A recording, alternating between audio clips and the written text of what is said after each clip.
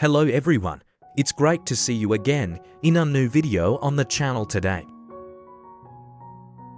If you're like me, always enjoying the sight of vibrant rose bushes in bloom, and want to propagate your favorite varieties yourself, then today's video will be a very interesting topic. Today I'll share with you a fairly simple method. If this is your first time visiting the channel, please watch the entire video to follow the whole process and observe the results after 10 days. If you have any useful tips or tricks to share while watching, please don't forget to share them in the comments so everyone can exchange ideas. First, we need to prepare a healthy rose branch, free from pests and diseases, and of a suitable age. In my experience, these branches are usually more suitable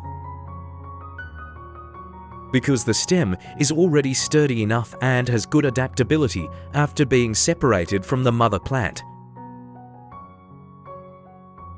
After choosing a suitable branch, proceed to cut off all the leaves and sharp thorns on the stem. Removing the leaves will help reduce water loss while the branch is still developing new roots. Next, cut the branch short to about 20 centimeters.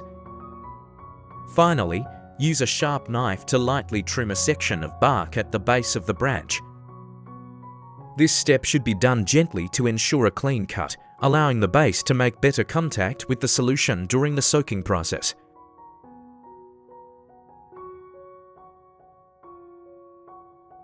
Next, we prepare the first solution. Take a clean plastic cup, pour in about 500 milliliters of warm water, and add half a teaspoon of baking soda.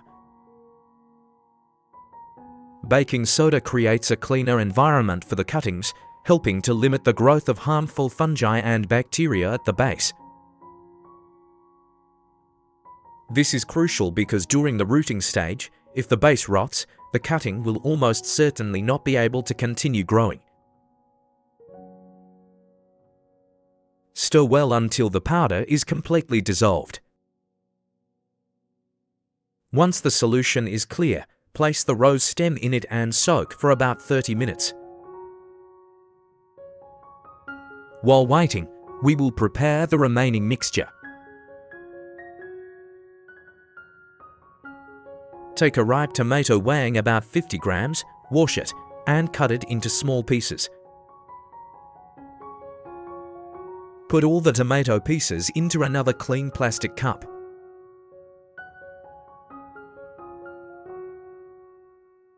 Many of you might wonder why we use tomatoes. Actually, tomatoes contain many vitamins, minerals, organic acids, and natural antioxidants. These components contribute to creating a nutrient-rich environment, supporting plant tissue recovery and helping the cuttings adapt better in the initial stages.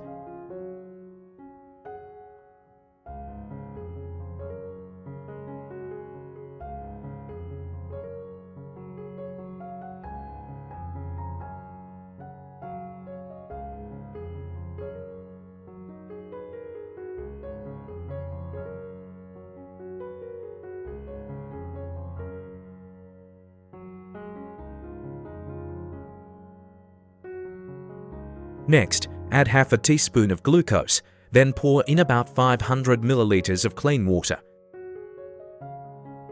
Gently stir with a spoon to mix the ingredients, then let it sit for about 30 minutes.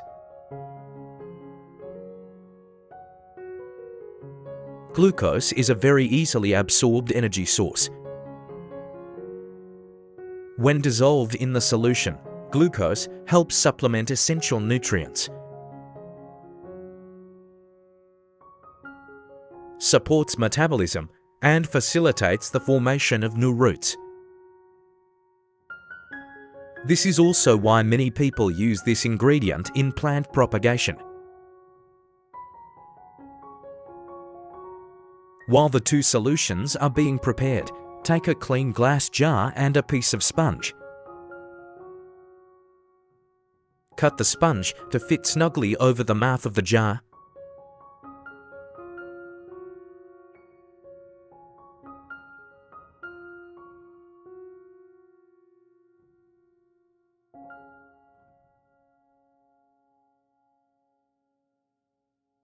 This is a small but very important detail because the foam will keep the stem upright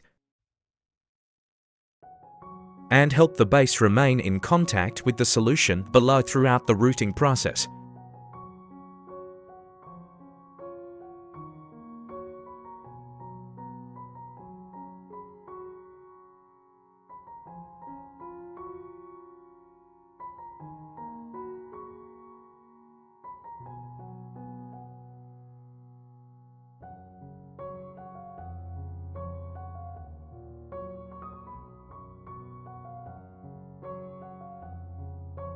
After soaking for the required time, gently remove the rose stem from the baking soda cup.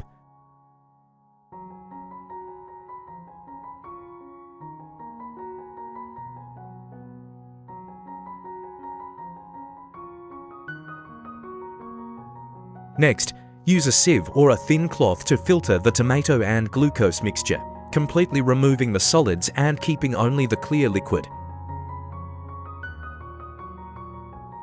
Pour this liquid into the baking soda solution and stir gently once more to mix thoroughly.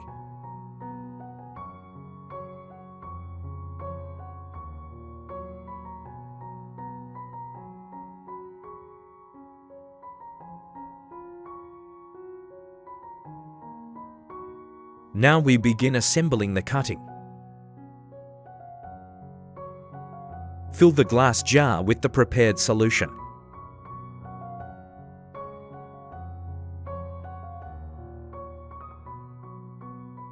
Then, insert the rose stem through the hole in the center of the foam, adjusting it so that the base is submerged in the solution while the stem remains upright. Place the foam over the mouth of the jar to secure the entire stem.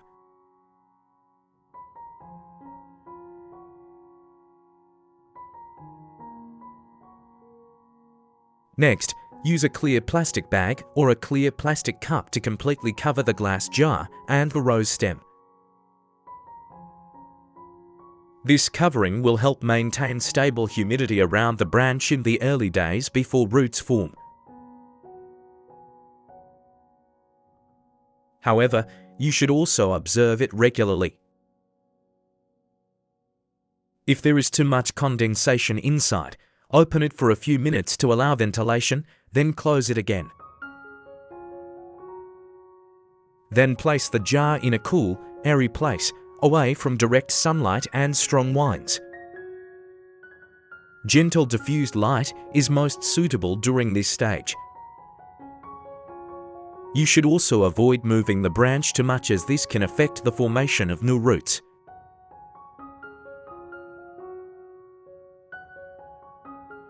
Many people often ask me how long it takes for the branch to start changing.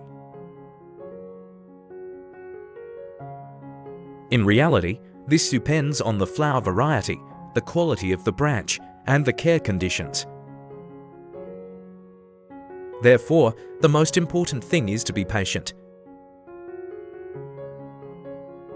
In the early days, although there may not be many changes on the outside, the branch is still adapting and creating new root tissue inside.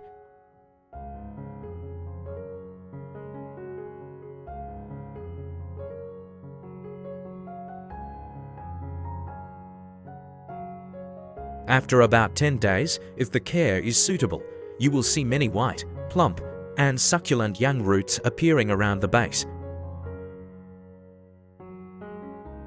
At the same time, healthy, vibrant green shoots will begin to sprout on the branch. This is a very encouraging sign, indicating that the branch has adapted well to its new environment and is entering a growth phase.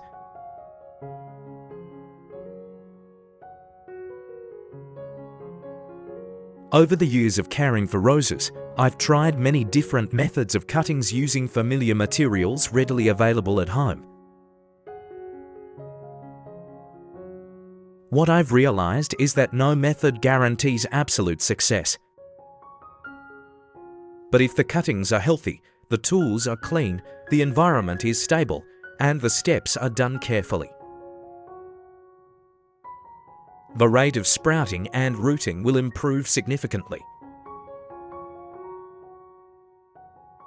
Once the root system is strong enough, gently transfer the branch to a pot with good drainage. In the initial stage, I usually use clean river sand as a growing medium to encourage root development. After planting, simply maintain moderate moisture and place the plant in a location with gentle sunlight for a few days before gradually moving it to a sunnier environment. Dear friends, gardening is not just about caring for plants, but also a journey of learning every day. Each new shoot, each new root system that appears, brings a very special joy. Hopefully, the information shared in today's video will give you some ideas to experiment with and find a method that suits your conditions. If you found this video helpful, please give me a like and subscribe to the channel to motivate me to create more new videos. Don't forget to turn on notifications so you don't miss the next sharing about caring for, restoring and propagating roses using simple, easy-to-apply methods right at home. Thank you for watching until the end of the video. I wish you good health, happiness, and a garden full of lush, vibrant roses blooming year-round. See you in the next videos.